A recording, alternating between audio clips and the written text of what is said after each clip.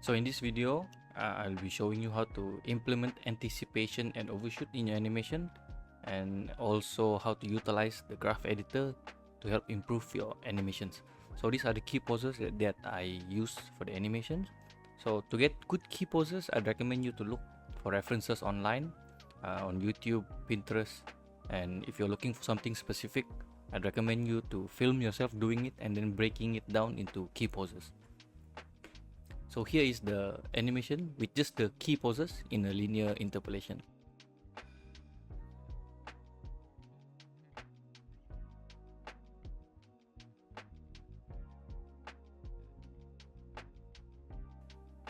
So here we have pose 1 and pose 2, which is the stance going to the jab. So we'll add an anticipation and an overshoot in between. So basically an anticipation is just an opposite motion of the overshoot, and the overshoot is an exaggerated motion of the pose 2. Okay, so here's another example going from the jab to the straight right hand. So we'll be adding an anticipation, which is an opposite motion of the overshoot, and then we'll add the overshoot after, which is an exaggerated motion of the final pose. So here's a side-by-side comparison. As you can see, the one with the anticipation and overshoot looks way better than just the keyframes.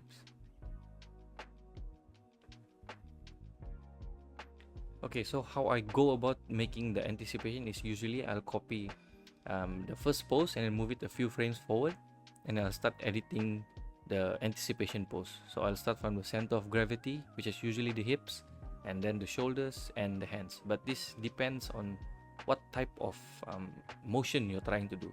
But the principle stays the same. So it's an opposite motion of the overshoot. So I'm making minor movements, and then once I'm happy with that, I'll set the keyframe and scrub through the timeline and see the animation. And then I'll proceed with the overshoot. So I'll copy the final pose and then move it a few frames forward, and then I'll post the overshoot. So again, starting from the center of gravity and pulling the hands a bit forward, exaggerating the movement. And then once I'm happy with everything, I'll set the keyframe and then I'll scrub through the timeline again. And then I'll make minor tweaks here and there until I'm satisfied with the animation.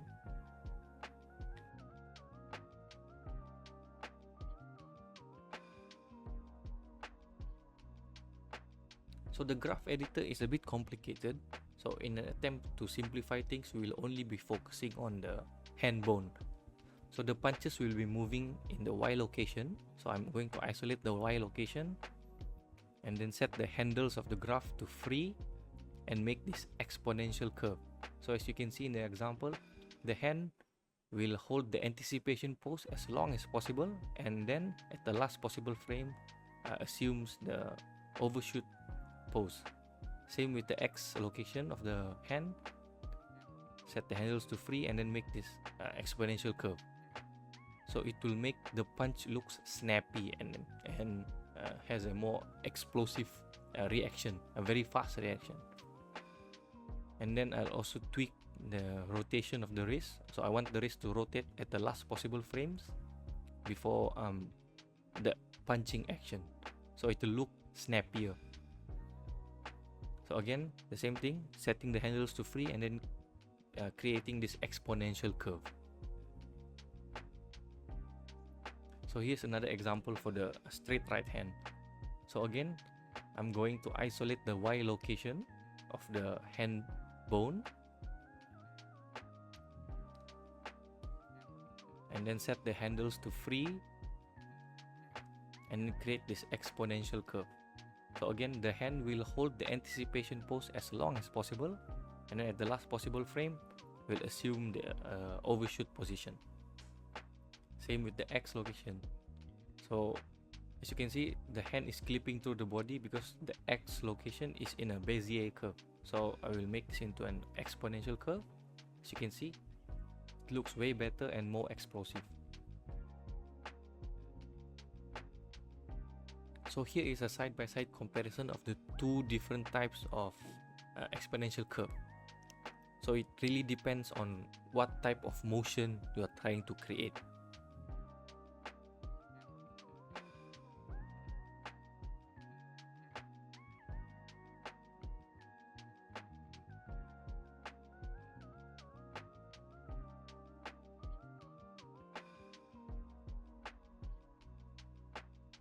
So for asymmetry editing, as you can see here in this example, I am moving the individual keyframes of the foot so that the foot contact the ground first before the body has any downward motions.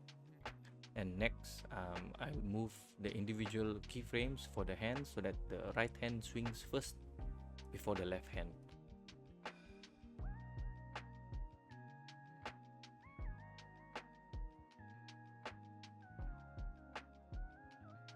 So basically, you are introducing asymmetry into your poses so that it doesn't look robotic and looks more organic.